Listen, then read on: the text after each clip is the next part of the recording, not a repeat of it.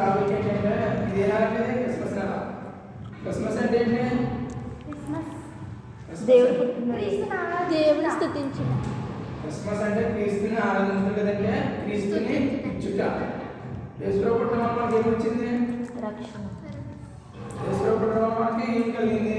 ఆనందం కలిగింది, సంతోషం కలిగింది, ఇంకా సమాధానం కలిగింది, నెమ్మది కలిగింది. మొట్టమొదటిగా మనకు కలిగింది వెలుగు. మన జీవితంలో వెలుగు అన్నదే దేవుడు పుట్టడం వల్ల మన జీవితంలోకి వెలుగు వచ్చింది. ఎప్పుడైతే దేవుడు పుట్టాడు, ఎప్పుడైతే మన జీవితంలోకి ఎప్పుడైతే మనం బాప్తిసం తీసుకున్నామో మన జీవితంలోకి వెలుగు రావడం అనేది జరిగింది. వెలుగు వచ్చింది అలాగే దేవుడు మనకి ఇచ్చిన జీవితాన్ని మనం ఏం చేస్తున్నాము? ఈ క్రిస్మస్ దినాల్లో దేవుడు మనకి ఆయన మానవుడిగా వచ్చి మన కోసం పాపక్షమ మన కోసం బలి అయ్యి మన పాపానికి మరణించాడు ఆయన. దేవుడు మనకి జీవితం ఇచ్చాడు. దేవుడు ఇచ్చాడంటే లేదంటే ఇంకెవరిని ఇచ్చాడు? మన జీవితం దేవుడు ఇచ్చాడా? దేవుడే ఇచ్చాడు. అమ్మమ్మగా దేవుడు ఇచ్చాడు కదా. దేవుడు ఇచ్చాడు. దేవుడు ఇచ్చిన జీవితాన్ని మనం ఉపయోగిస్తున్నాం. మనం దేవుడు మనకి జీవితం ఇచ్చాడు. దేవుడి జీవితం మనం ఎలా ఉపయోగిస్తున్నాం? దేవుడు నామాన్ని మన పద్ధతిలో ఉపయోగిస్తున్నాం. ఇప్పుడు మనం ఒక జాబ్ కానీ ఒక ఆఫీస్లో వెళ్తే, ఒక ఆఫీస్కి వెళ్తే ఆఫీస్లో ఎవరు నిలబడి మనం పని చేయాలి? మనం మేనేజర్ నిలబడి మనం పని చేయాలి, లేదంటే మనం పై ఎవరు మనం పని చేయాలి. మనం చూసినట్టు క్యాంపస్ మనం ఉన్నాము, మనం ట్రైనింగ్ అవుతున్నాము. మనం ఎవరు మాట్లాడుతున్నాము? మన శాస్త్రం మనం వినాము. అలాగే దేవుడు మన జీవితాన్ని ఇచ్చాడు. దేవుడు ఇచ్చిన జీవితాన్ని దేవుడి మాట ఎక్కడైనా ఉపయోగిస్తున్నామా? దేవుడి మాట ఎక్కడైనా ఉపయోగిస్తామా? అంటే ఎవరి మాట ఉపయోగిస్తున్నామా? దేవుడి మాట ఉపయోగిస్తున్నామా? లేదంటే మనం ఎవరు ఉపయోగిస్తున్నామా? మనం చూసినట్లయితే నావు ఒక్క కారణ నీతిమంతులు ఉన్నారా? నావు ఒక్క కారణ భక్తి పరులు ఉన్నారా? చెప్పాలి. నావు ఒక్క కారణ నీతిమంతులు ఉన్నారా? నావు ఒక్క కారణ భక్తి పరులు కానీ నీతి పరులు కానీ విశ్వాసంలో ఉన్నారా? లేరు. నావు ఎలా జీవించాడు? దేవునికి ఇష్టానుసారంగా నావు జీవించాడు. దేవునికి నమ్మకస్తుడిగా నావు జీవించడం జరిగింది. జీవించడం వల్ల ఏం జరిగింది? ఏం జరిగింది? ఏం జరిగింది? నావు అలా జీవించడం వల్ల లాభం వచ్చిందా? ఇంటికి వచ్చిందా? లాభమే వచ్చింది. చెప్పండి. ఏమొచ్చింది? లాభం వచ్చింది. ఏ లాభం వచ్చింది? మొత్తం ఊరు మొత్తం ఏమైంది? జలప్రయాణం మొత్తం అంతా నాశనం అయిపోయింది. మొత్తం ఊళ్ళో ప్రతి ఒక్కరు నాశనం అయిపోయారు. కాకపోతే యోగు కుటుంబం మాత్రం రక్షించబడ్డది. యోగు కుటుంబం ఎందుకు రక్షించబడ్డది? నా కుటుంబం మాత్రం రక్షించబడ్డది. నా కుటుంబం ఎందుకు రక్షించబడ్డది?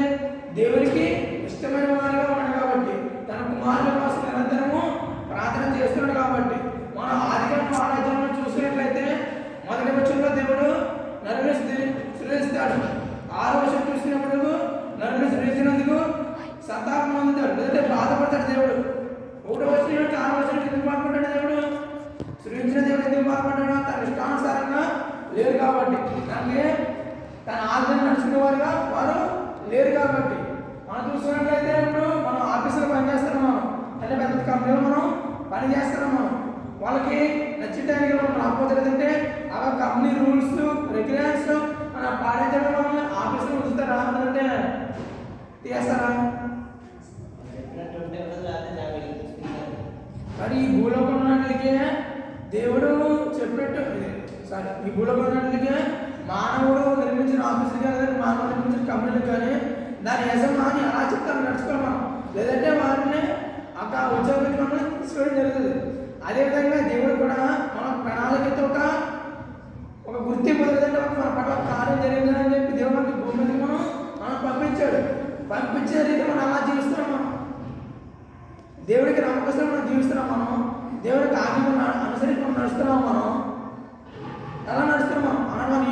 మన యోగు చూసినా కానీ యోగు ఎలా జీవించాడు? నీతిమంతుడిగా యోగు జీవించాడు. మన దేవుడికి ఇష్టానుసారంగా యోగు ఉన్నాడు. ఎన్నో చిన్న శ్రమలు ఎన్నో శ్రమాన్ని దేవుడు విడిచిపెట్టాడు యోగు? దేవుని యోగు విడిచిపెట్టాడా? విడిచిపెట్టలేదు. యోగు దేవుని విడిచిపెట్టాడా? విడిచిపెట్టలేదు. ఎందుకు విడిచిపెట్టలేదు? నమ్మకం ఉంది కాబట్టి, విశ్వాసం ఉన్నది కాబట్టి. యోగులో ఉండదు. యోగో ఇచ్చాను, యోగో తీసుకున్నాను, దేవుని నామకే సమస్తం కలుగుగా అని చెప్పి యోగు అంటాడు. ఆ రెండు శ్రమలు మనకు వచ్చేసినాయా? ఆ రెండు ఇబ్బందులు, కష్టాలు మనకు వచ్చేసినాయా? యోగులో మన జీవితం అయిపోతుంది కదా. మనం చూసినట్లయితే స్టెఫన్ రాళ్ళతో కొట్టారు, సువార్త చేస్తున్నందుకు. ఇలా అనేక మంది దేవుడు భూమి మీద మన ఎదుట అనేక మంది సాక్షులు బైబిల్లో ఉంచారు. మన ముందు మనం చూసినట్టు అబ్రహాము విశ్వాసులకు తండ్రి. విశ్వాసులకు తండ్రి అని నేర్పించుకున్నాడు. అబ్రహాము కడ వరకు నమ్మకంగా జీవించాడు కాబట్టి, దేవుని పిలుపుని అందుకొని మెసపొతేమియా బయలుదేరి వచ్చాడు కాబట్టి. మనం చూసినట్లయితే చాలా మంది షడ్రక్ మెషక్ అబేద్నెగో మనం చూసినట్లయితే ప్రార్థన చేయొచ్చు, మీరు ప్రార్థన చేస్తే మీకు ప్రతిమ మీరు మొక్కకపోతే మిమ్మల్ని అగ్నిగుండంలో వేసేస్తానని చెప్పి నెబుకద్నెజరు రాజు ఆజ్ఞ ఇవ్వడం జరిగింది. ఆజ్ఞ ఇచ్చినా కానీ నెబుకద్నెజరు రాజు ఆజ్ఞ ఇచ్చాడు. షడ్రక్ మెషక్ అబేద్నెగో ప్రతిమ మురికారా? మొక్కలు ఒకటే చెప్పాలి. మొక్కలేదు. ఎందుకు మొక్కలేదు? మరి మొక్క మీద అగ్నిగుండంలో వేస్తారు కదా, కాలిపోతారు కదా. ఎందుకు మొక్కలు? దేవుడు మనకు ఆజ్ఞాపించిన విగ్రహారాధన మీరు చేయకూడదు. దేవుడు అన్నాడు ఎటువంటి పరిస్థితుల్లో దేవుడు మనల్ని కాపాడగలుగుతాడు. దేవుడు అటువంటి పరిస్థితులు వచ్చినా మనం దేవుని మనం విడిచిపెట్టకూడదు. అటువంటి కష్టాలు వచ్చాయి కానీ, అటువంటి ఇరుకులు ఇబ్బందులు వచ్చాయి కానీ మనం దేవుని మనం విడిచిపెట్టకూడదు. ప్రభు కోసం మనం ఎన్ని శ్రమలైనా మనం పడాలి. దేవుని నిమిత్తం అని ఎన్ని నిందలైనా మనం పడాలి. కాకపోతే చివరి వరకు ఆయన సేవను మనం కొనసాగిపోవాలి. చివరి వరకు ఆయన సేవను మనం జీవం జరుగుతుంటే పౌలు అంటాడు, మృతుడికి పిలిస్తే చావైతే మరి లాభం అని. అటువంటి నమ్మకమైన జీవితం, అటువంటి విశ్వాసం జీవితం మనం కలిగి ఉండాలి. దేవుడి దగ్గర మనం బలా నమ్మకమైన దాసులు మనం అనిపించుకోవాలి. ఎప్పుడైతే మనం జీవిస్తామో ఈ దేవుడి భూలోకానికి వచ్చడానికి గల కారణం నెరవేరదు. కాబట్టి మనం ఏం చేస్తామంటే దేవుడు లేదంటే డిసెంబర్ లేదంటే క్రిస్మస్ 25 లేదంటే ఎస్టర్ రోజు ఫిబ్రవరి రోజున మనం దేవుడు మనం ఆరాధిస్తాం, లేదంటే దేవుడు మనం జ్ఞాపకం చేసుకుంటున్నాం. కాకపోతే నిరంతరం ఆయన్ని మనం జ్ఞాపకం చేసుకోవాలి. క్రిస్మస్ అర్థం ఏంటంటే క్రిస్మస్ ఎన్ని లెటర్స్ ఉన్నాయండి? క్రిస్మస్లో ఎన్ని లెటర్స్ ఉన్నాయి? క్రిస్మస్లో ఎన్ని? క్రిస్మస్ 9 లెటర్స్ ఉన్నాయి. క్రిస్మస్లో CHRISTMAS క్రిస్మస్. క్రిస్మస్ అంటే అర్థం ఏంటంటే క్రిస్మస్లో మొట్టమొదటి సి అంటే కాల్, మానవుని పిలవడానికి, అంటే మనల్ని పిలవడానికి దేవుడు వచ్చాడు. దాని రెఫరెన్స్ ఏంటంటే చదవద్దు ఎవరనే 1 దశలోనిక 2:11 1 దశలోనిక 2:11 చదవండి.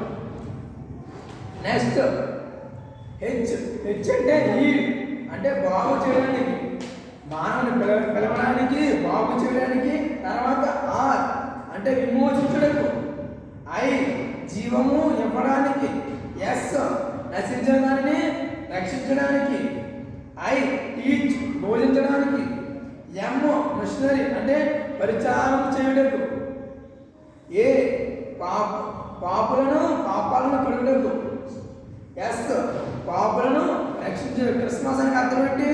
మానవుణ్ణి పిలవడానికి, దేవుడు బాగు చేయడానికి, విమోచించడానికి, జీవం ఇవ్వడానికి, నశించడాన్ని వెతికి రక్షించడానికి, బోధించడకు, పరిచర్య చేయటకు, పాపాలను రక్షించడకు, పాపాలను విమోచించడకు దేవుడు రావడం జరిగింది. క్రిస్మస్ ఉన్న అర్థం ఇది.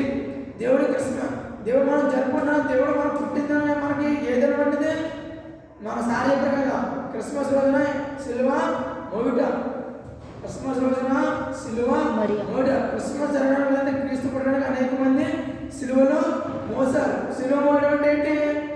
ఇప్పుడు రోజున సిలువను మోయడం. కాకపోతే దేవుడు పుట్టడానికి ఎంతమంది శ్రమ అనుభవించారు. మనం చూసినట్లయితే మరియా యోసేపు అనేక మంది సిలువ ఎత్తుకున్నారు.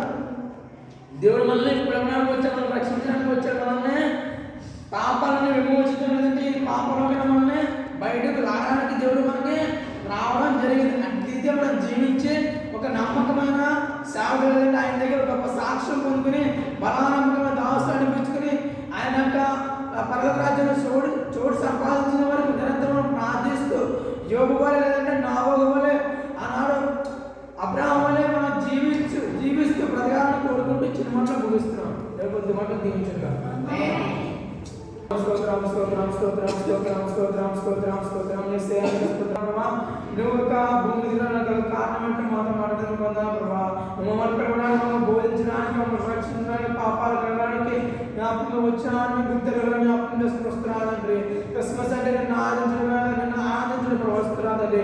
మనస్ఫూర్తి నన్ను ఆనందించడానికి దయచేసి వస్తున్నారండి.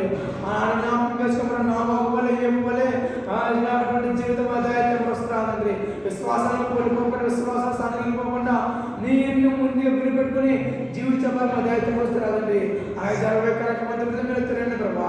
జ్ఞాపకం చేసుకుని జ్ఞాపకం చేసుకుని కావాల్సిన ఆరోగ్యాలను దయచేసి వస్తారండి ప్రభా. తల్లిదండ్రులు మీరు ఆదరించడం వస్తున్నారండి. మీరు ఓదార్పులను దయచేసి ప్రభా. వాళ్ళ మందికి అవసరాలను తీర్చడం వస్తున్నారండి. వాళ్ళ మందికి పర్యాలు స్వస్థపరచడం ప్రభా. అన్ని విషయాలను కూడా మీరు ముందు నడిపించుకొని నజరేయుడైన యేసుక్రీస్తు నామమున వచ్చున్నాం తండ్రి. ఆమేన్. యేసు రక్తమే జయం. ప్రభు యేసు రక్తమే జయం. ప్రభు యేసు నామం సంపూర్ణ